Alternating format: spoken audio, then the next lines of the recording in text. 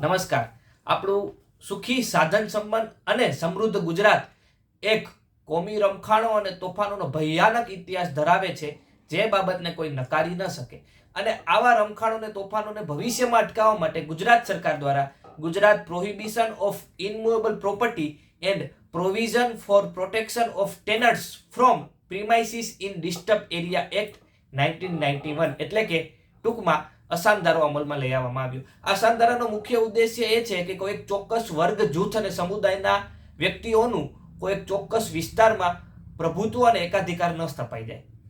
ખાસ કરીને તમારી સોસાયટી, તમારી મિલકત, તમારું ઘર એ અસાનધારા વિસ્તારમાં છે કે નહીં એ બાબતની ખરાઈ કરવી જરૂરી છે.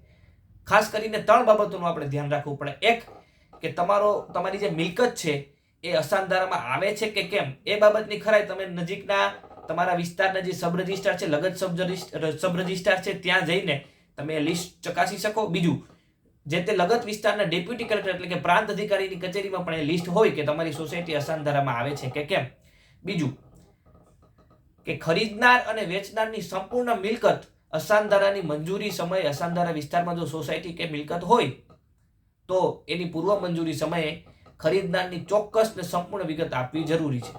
ત્રીજું અને ખાસ કરીને અગત્યનું, કે જો તમારી મિલકત સૂચિત સોસાયટીમાં હોય અને અસાનધારાના બાજુના વિસ્તારમાં અથવા તો અસાનધારામાં હોય તો એનું તબદીલી થઈ શકે, વેચાણ, વિનિમય કે ભાડાપટ્ટે આપી શકાય કે કેમ. ખાસ કરીને વકીલ મિત્રોએ પણ એ ધ્યાન રાખવું જોઈએ કે અસાનધારામાં સમાવિષ્ટ સૂચિત સોસાયટીનું વેચાણ કરાર અથવા તો ભાડા કરાર પણ ન કરવો જોઈએ, કેમ કે અસાનધારા મુજબ 3 કે 5 વર્ષની કેદ અને 1 લાખ રૂપિયા સુધીનો દંડ થઈ શકે છે. હાલમાં ગુજરાત હાઈકોર્ટ દ્વારા નવા વિસ્તારને અસાનધારામાં ભેળવવા માટેનો મનાઈ હુકમ આપવામાં આવ્યો છે, પણ 2021 અને 22માં ગુજરાત સરકાર દ્વારા રાજકોટના અમુક સોસાયટીને અસાનધારામાં સામેલ કરવામાં આવી છે, જેવી કે Kedarnath, Sagar society, Patelnagar, Avantika park, racecourse park, Pragati society અને સિંચાઈનગર. આ બધી સોસાયટી અને આના સિવાય 56 કરતા વધારે સોસાયટી હાલ રાજકોટમાં અસાનધારા વિસ્તાર હેઠળ છે. માટે એમાં કોઈ મિલકત વેચવી હોય અથવા તો ખરીદવી હોય તો અસાનધારાની પૂર્વ મંજૂરી કલેક્ટરમાંથી મેળવવી પડે.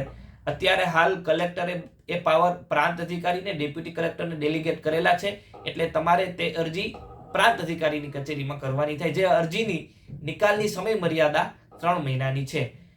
2024માં સરકાર દ્વારા અમુક ભલામણો કરવામાં આવી છે. વિસ્તારના લોકપ્રતિનિધિઓ દ્વારા રણછોડનગર, વૈશાલીનગર, પરસાણાનગર, બેડી નાકા અને 25 કરતા વધુ સોસાયટીમાં અસાનધારો લાગુ કરવાની ભલામણ કરવામાં આવી છે. તો આ બાબતે પણ ભવિષ્યમાં જો અસાનધારો લાગુ થાય તો આ ચોક્કસ પદ્ધતિ અનુસરવી અને આ બાબતોનું સચોટ ધ્યાન રાખવું. જય હિન્દ, અસ્તુ.